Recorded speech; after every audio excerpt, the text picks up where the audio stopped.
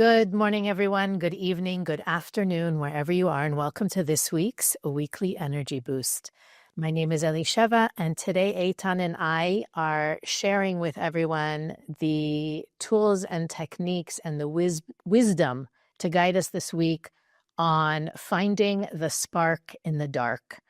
If you're like any of the inhabitants of the earth in the past few weeks, you may have been feeling heavy, squeezed, trudging through mud, and there is, of course, a divine purpose behind all of that. But one of the things that the Kabbalists emphasize for us this week is that wherever we are and whatever we're doing, it's either lifting us up or holding us back, putting us at the next step or putting us a level behind. And what we want to understand this week and really strengthen within each one of ourselves is the ability to take any situation and find that spark and use it to rise rather than to fall backwards. Weekly Energy Boost is a 7-day spiritual weather forecast where we provide our listeners with the most powerful and practical tools to navigate the coming 7 days.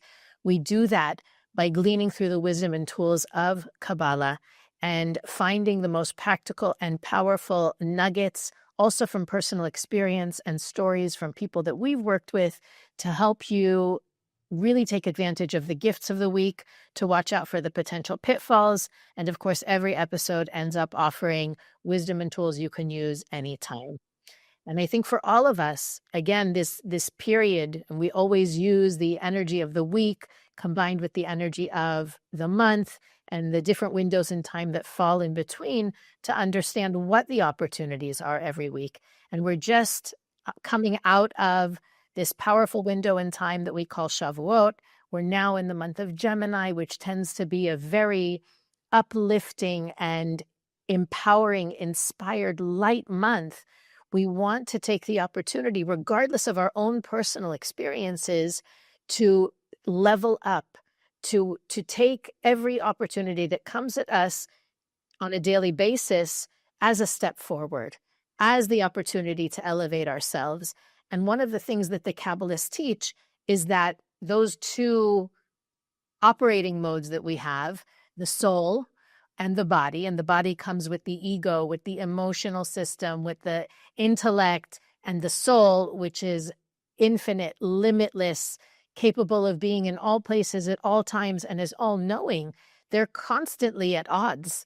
And even though we're meant to live in this state of constant flow, constant connection with the light, constant guidance, we're also, and there is a purpose for this, of course, we're also constantly confused, disrupted, disturbed by the ego and the body and its different lacks and needs and wants.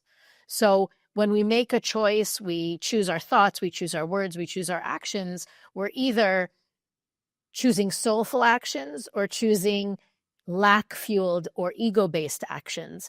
And I think that the universe is really asking us this week to choose wisely and to recognize, to be more discerning about what we're choosing. Or that, as they say, there's a great Cherokee fable about the two wolves, and the wolf that wins is the one that we feed. It's a very similar teaching when we think about, are we strengthening our soul or are we strengthening our ego? So on that note, Eitan, where should we begin? Yeah, I think all of us have moments of struggles. The fact that we invested big part of our life in spiritual study, in spiritual teaching, doesn't mean we're not struggling daily. Nevertheless, the word that comes to me, it's about not just what's our intention, what is our decision about what's going on in my life now. What do I mean by that? If I would experience life, situation, people, ups and downs, seeing, feeling life just through my soul, I will feel I will experience that life / the Creator lifting me. Is lifting. I am lifted. That's what I would feel. I am lifted every second. Because we all have a tikkun process. It means we see life not just through our soul, each one of us according to the areas we came to cleanse and to transform. We see our life through what we call Kabbalistically our shells, our limited self, areas that I'm blocked to feel my soul. So what do you do about those moments? Because every time we feel I'm going nowhere, or I'm going down, and I'm feeling down, and I don't feel lifted by life. You know, the energy of this portion is be'alotcha, being lifted by life. When I don't feel life is lifting me, situations are lifting me, I need first to pause and to differentiate. Yes, my experience in my body, in my emotional dimension, is that I am going down. But that's not the true reality. Based on my soul, regardless why and where exactly am I going, based on my soul perception, I'm going up. So for me, instead of trying to understand the bigger picture, especially when we feel down or when we feel, well, I'm not lifted right now, I'm not heading upwards, instead of trying to understand the big picture, in our mind just will make it worse very often. For me, I know is bringing my energy just to this present moment, and step number one, deciding beyond intention. I am going up now. The universe, the light, life through this experience, as difficult as it is. Because difficulty might be, I am cleansing my limited self and elevating towards my soul. I am deciding. The power of decision. It's not just let's inject beautiful intention. Decision, I'm going up. And with that decision, I'll try to support it with action of going up. It can be, I'm studying something now to nurture my soul. I'm making a phone call towards someone to nurture their soul. I'm appreciating something small that's happening right now in my life. Forget about the bigger picture where I'm heading. To nurture my soul. Because as long as I'm nurturing my soul or someone else's soul, the soul is the force that always heading upwards. The fact that I'm embracing the very moment, what's existing in this very moment, the light of the Creator, beneath all the layers of my feeling. And I'm deciding in this very moment, I'm going upwards. Let me use words, small words of inspiration, even though I don't feel it, but I'm deciding I'm going up, and I'm deciding I use words, actions, and decisions to elevate and to lift. So everything for me starts with a decision. It's not about I'm up and I'm down. I know that person that lost billions of dollars. And their approach was, instead of what's going to happen in the future, what can I do today to go a little bit upwards? And that's the same thing spiritually, financially, relationship, major issues, major lack of communications, major space and disconnect in personal relationship. What can I do now? I'm deciding that right now, and I want to follow it with words, with actions, with energy. How do I go upwards in the right direction? And at the moment I'm deciding, without worrying about the future, without taking the heavy weight of the past into it, I'm just heading up.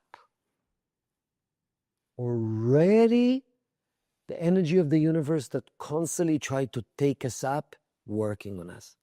If you praying, please God elevate me, but you still undecided, am I going up and down? You're not going to allow the help of the universe to lift you up. I think we agree with what you're saying retroactively. If we would ask everybody who's listening right now, can you think of a difficult time in your life?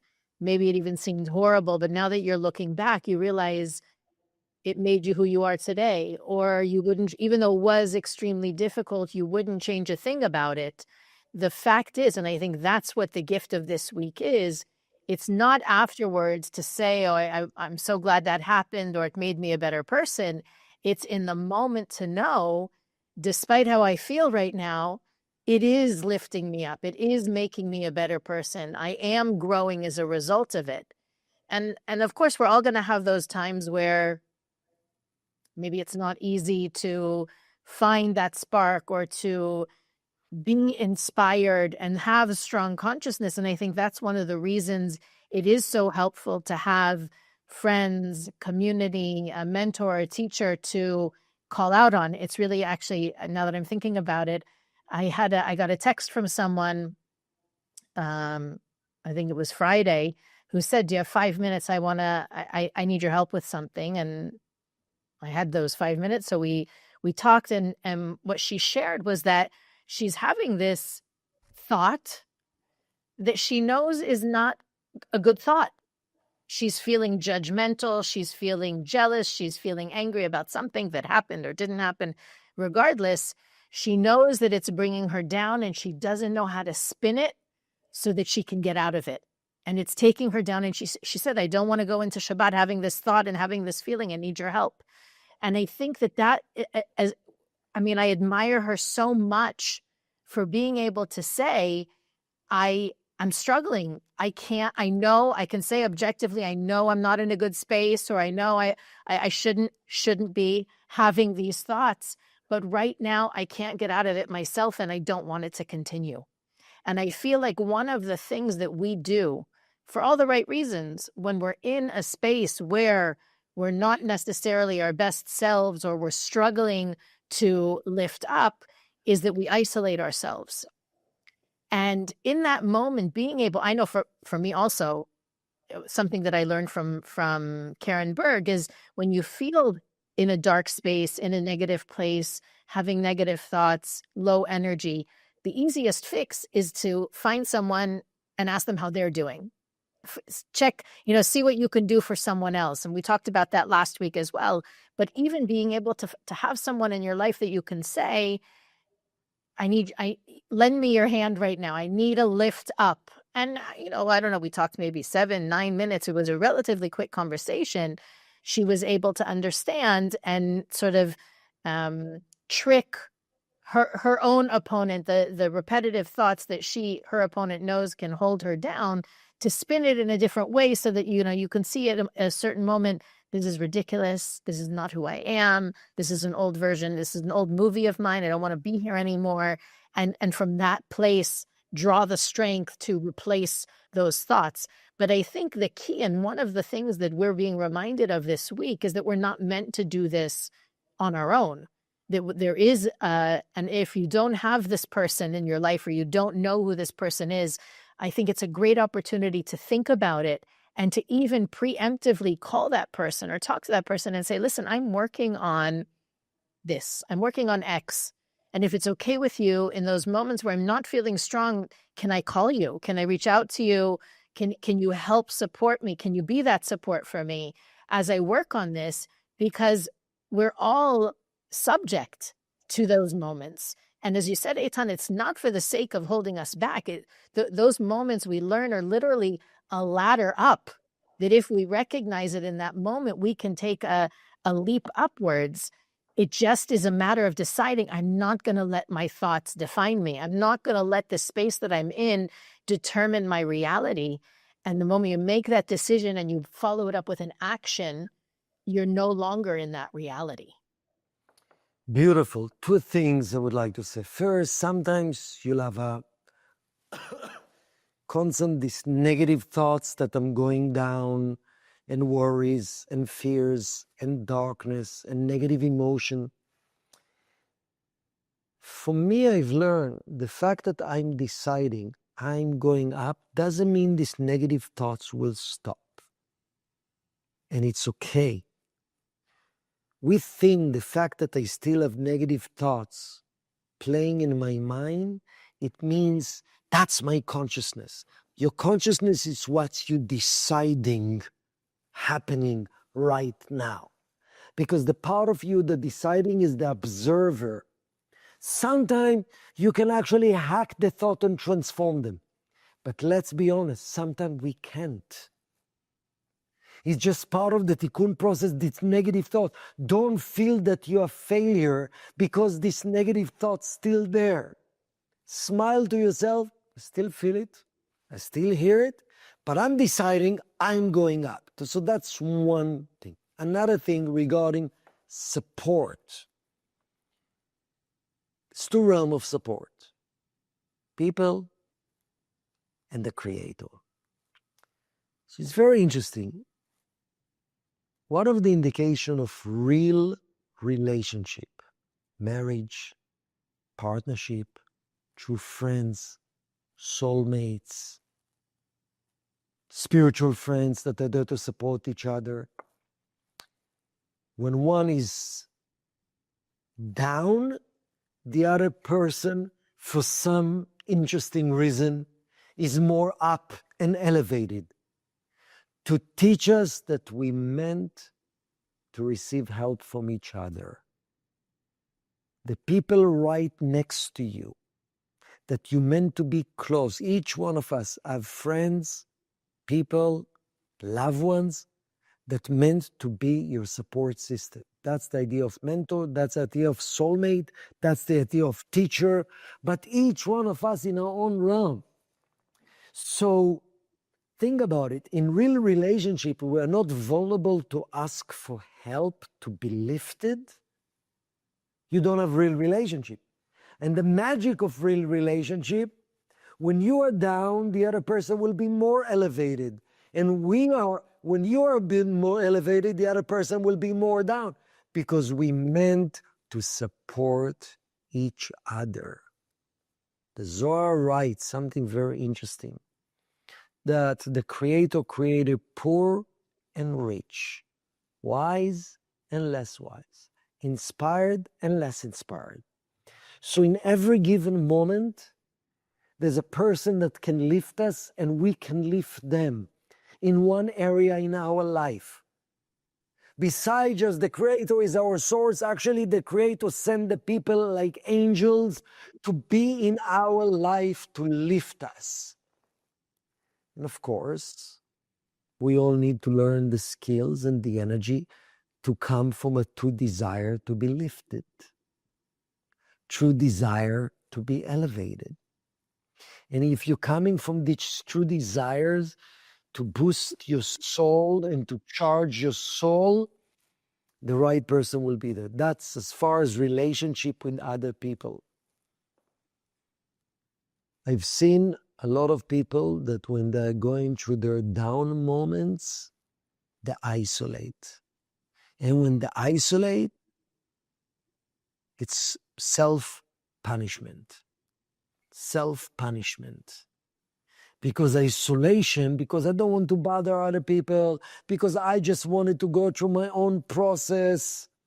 Actually, I'm punishing myself. None of us can do it ourselves. None of us. We all need each other. Yeah, some people, it's easy for them just to pray to God beside the Creator, which we need to ask for help. We meant to be vulnerable and ask from people around us for help. Think about moment that when you went to a tough time and for whatever ego reason you didn't want to bother people and to truly be vulnerable about it, how much time you wasted until you got the opportunity to breathe again. It doesn't have to be so difficult. And what about talking to the creator? How do we, I think for me, when I feel low or down, disconnected, negative, it's so much harder to feel that guidance and support and even to feel the spark within me. So it may be easier. I mean, I live in a house full of people to find somebody and say, how are you doing, to check in with them or to ask them for help. But when I feel, and I know this, I'm not alone when I say this, when I feel negative, it's harder to be in touch with the light within. What are some things we can do to outsmart that part of us that thinks the light is far from me, or I'm too far or too negative for the light? Yeah, that's a good question. Rav Ashlag speaks about it. Rav Ashlag says whenever we are far, or whenever we feel disconnected or not spiritual enough, or not following the principles that I know I should, and we're not enough certainty and trust that this moment is for the good, and whenever we feel ourselves a little bit too victim and selfish, we believe that the Creator is very far and I'm not worthy of the Creator even helping me. That's our belief. And actually, we are sentencing ourselves. We are, that decision, back to decision, creating a curtain between us and the light. I deserve to be miserable alone right now, and only if I will be strong and I'll do it myself, then things will happen, this is illusion. And we need to know that's part of the test. And then back to a decision. Yes, maybe I'm not worthy. Maybe I didn't earn it. But the Creator is an infinite energy of unconditional love. The Creator sees our true self. The Creator sees our pure heart. The Creator sees our unlimited soul. And the Creator, when each one of us in our own way, needs to envision that really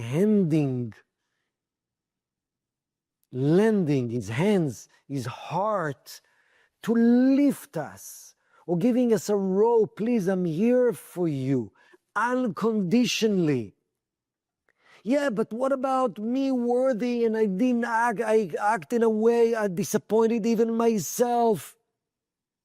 The Creator is an unconditional force. In the same way the Creator is acting towards us, we need to act towards other people and just remember that.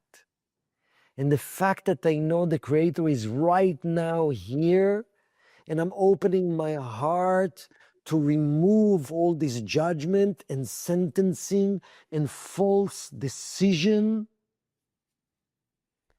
then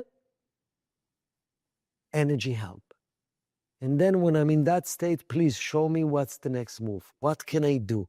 Give me the strength. You know, I spoke with someone yesterday that they really felt bad physically. They're going ready for few weeks to a difficult cold, and with all the responsibility in life, they feel into themselves and coughing and no energy, and it's tough, and you feel totally disconnected, you feel far, you feel disappointed, you feel helpless. And the fact that we got to a second, please the Creator, give me the strength, heal me physically and heal. Please help me to heal what's beneath that physical problem, whatever spiritual issue, whatever unconscious issue. Please, the Creator, help me to remove the self-judgment that I'm not worthy of your help. I'm open for your help for the sake of sharing, not because I'm entitled, because like Moses taught us, true blessings comes from a gift. It's a gift. And if you have a real moment that you're truly begging and asking to remove all the false decision and sentencing about you, helps comes. I'm smiling. I'm thinking about a few people you shared about this person who's not feeling well. I know someone going through a really difficult legal situation. And I think it's not uncommon these days to feel discouraged or overwhelmed by the darkness in the world, not only our personal negativity, but just you look outside and you think, how can I be a part of the solution? The darkness is so great, so real. It's often like, what can I do? A lot of people, I do think, feel not helpless, but just so insignificant compared to the noise out there. And I was reminded, I often, and this is something that you can do also, when you're in that place of feeling dark or insignificant, or that, you just can't anymore, I often turn on a random class, open a book, I ask the light for a message, and it always comes through. Sometimes it's a podcast, but it's like I get the nugget that I need. And the nugget that I got today, and I try to start my mornings with listening to something anyway, just because it sets me off in the right consciousness, right mindset, was that it's really just the small things. You're not meant to eradicate all of the darkness in the world. You're simply, each one of us is responsible to reveal our own light. And that's the only light we can reveal. You can't reveal someone else's light in the same way you can't do someone else's spiritual work. You can't change anyone but yourself. That light that you have is your responsibility to shine. And it doesn't only shine when you feel good and you feel radiant and inspired and helpful.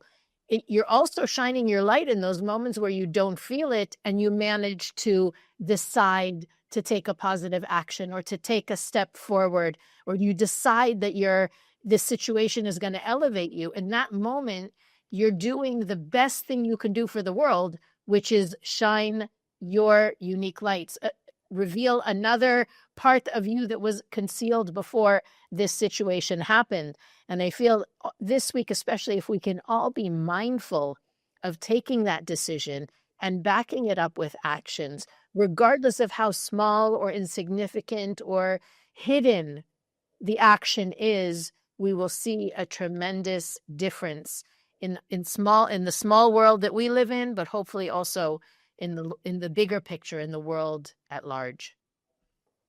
Weekly Energy Boost is available on all podcast platforms, YouTube, Facebook, and Instagram. You can follow us there for additional content to support you in living what we share every week.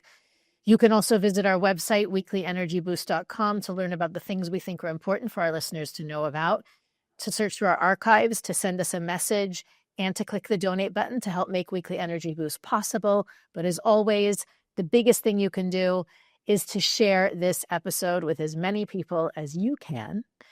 And we'll see you next week on the Weekly Energy Boost.